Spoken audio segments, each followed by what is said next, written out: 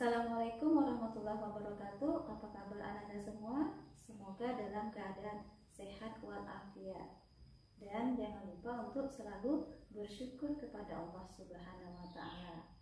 Dan satu hal, Ibu harapkan kepada Anda semua supaya tetap semangat belajar walaupun di rumah saja. Dan jumpa lagi dengan Ibu pada pelajaran IPA. Masih dalam pokok bahasan sistem reproduksi manusia. Pada pertemuan yang lalu kita sudah membahas tentang sistem organ reproduksi pada laki-laki dan perempuan dan fungsi-fungsi organ-organ reproduksi. Nah, pada pertemuan sekarang kita akan membahas tentang proses terjadinya menstruasi. Nah, jadi tujuan pembelajaran yang ingin kita capai pada pembahasan kali ini adalah diharapkan Anda semua dapat mendeskripsikan siklus dari menstruasi yang terjadi pada dinding rahim. Bagi kamu yang perempuan, tentu sudah ada yang mengalami menstruasi. Tahukah kamu apa sebenarnya menstruasi itu? Untuk mengetahui lebih lengkapnya, mari kita pelajari tentang siklus menstruasi berikut ini. Nah, mari kita membahas tentang pengertian menstruasi. Menstruasi merupakan proses pelepasan dinding rahim endometrium yang disertai dengan pendarahan dan terjadi secara berulang setiap bulan, kecuali pada saat kehamilan. Menstruasi ini menandai kemampuan seorang wanita untuk mengandung anak. Menstruasi terjadi setiap bulan antara usia remaja sekitar umur 10-16 tahun sampai menopause sekitar umur 45-50 tahun. Nah, siklus menstruasi ini ada 3 ya. Yang pertama siklus pendek selama 18 hari. Yang kedua, siklus sedang selama 28 hari. Yang ketiga, siklus panjang selama 40 hari. Umumnya siklus menstruasi yang terjadi berkisar antara 21 sampai 40 hari. Hanya sekitar 10-15% wanita saja yang memiliki siklus 28 hari. Adapun hormon-hormon yang mempengaruhi siklus menstruasi itu ada 5, yaitu hormon gonadotropin releasing hormone GnRH, yang kedua hormon follicle stimulating hormone FSH, yang ketiga luteinizing hormone LH, yang keempat hormon estrogen, dan yang terakhir hormon progesteron. Nah, selanjutnya kita membahas tentang proses menstruasi, di mana pada proses menstruasi ini mengalami 4 siklus atau fase. Yang pertama, fase yang dialami yaitu fase reparasi. Yang kedua, fase proliferasi. Yang ketiga, fase sekresi. Dan yang terakhir, fase menstruasi.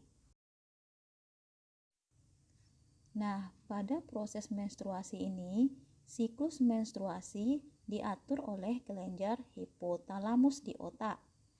Pada akhir siklus menstruasi, kelenjar hipotalamus memproduksi hormon GnRH yang berfungsi menstimulasi kelenjar hipofisis agar mensekresikan hormon LH dan FSH.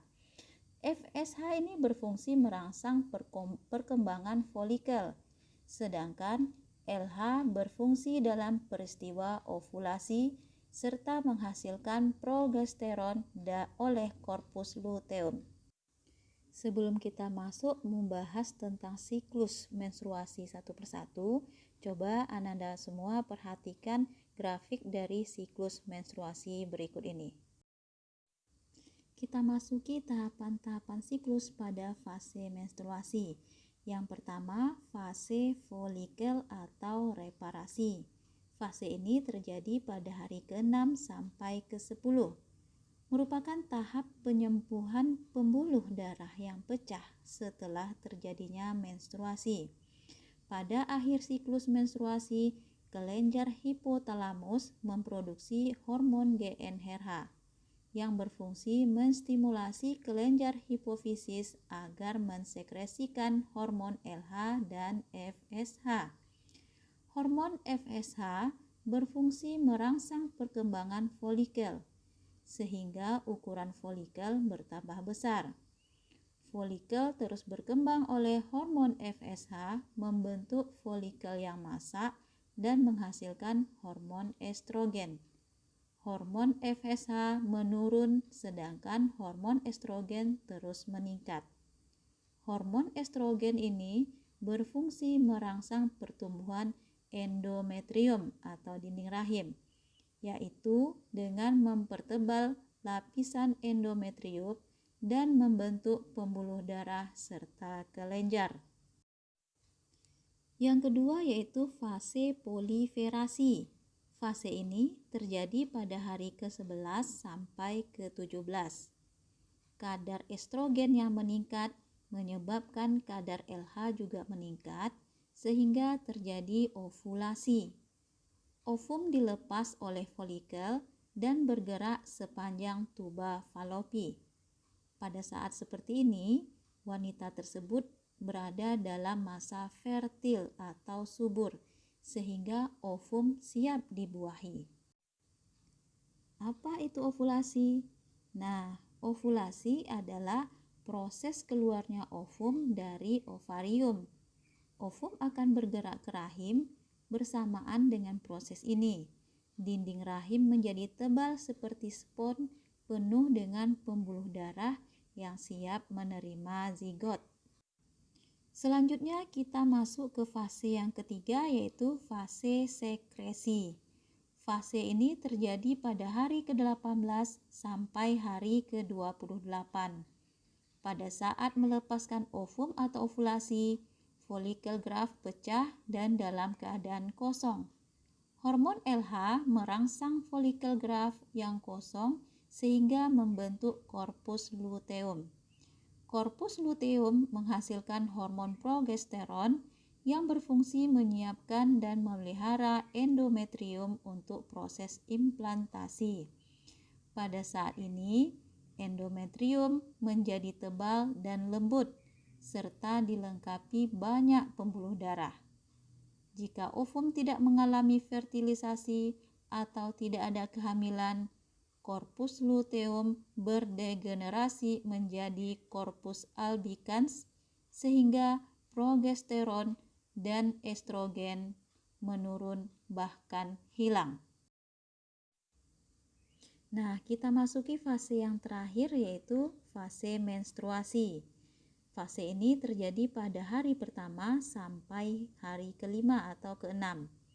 Ketika kadar estrogen dan progesteron menurun bahkan hilang, maka menyebabkan pembuluh darah pada endometrium menegang, sehingga menyebabkan suplai oksigen menurun. Karena tidak terjadi kehamilan, maka endometrium mengalami degenerasi yang ditandai dengan meluruhnya sel-sel pada dinding uterus atau dinding rahim. Pecahnya pembuluh darah dalam endometrium menyebabkan darah dan sel-sel tersebut keluar melalui vagina yang kita kenal dengan menstruasi. Nah, menstruasi ini berlangsung antara 5 sampai 7 hari.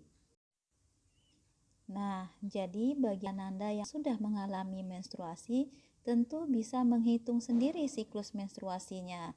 Tapi ini hanya keistimewaan yang diberikan pada perempuan ya, bukan pada Ananda yang laki-laki.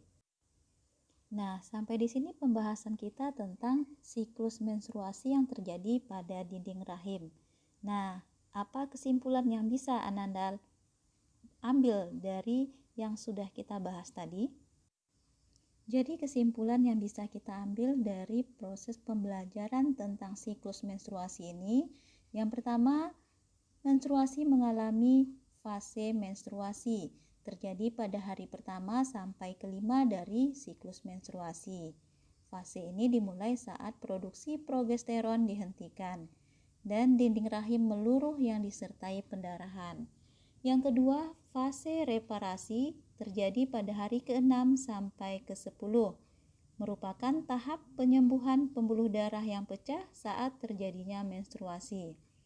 Kemudian fase proliferasi terjadi pada hari ke-11 sampai ke-17, dikenal sebagai masa subur, dan terjadi pelepasan ovum atau peristiwa ovulasi.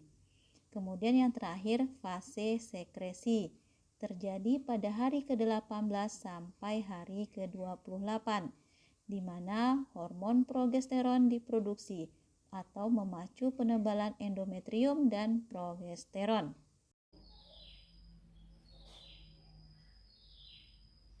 Nah, demikianlah Ananda semua pembahasan kita tentang terjadinya proses menstruasi pada wanita.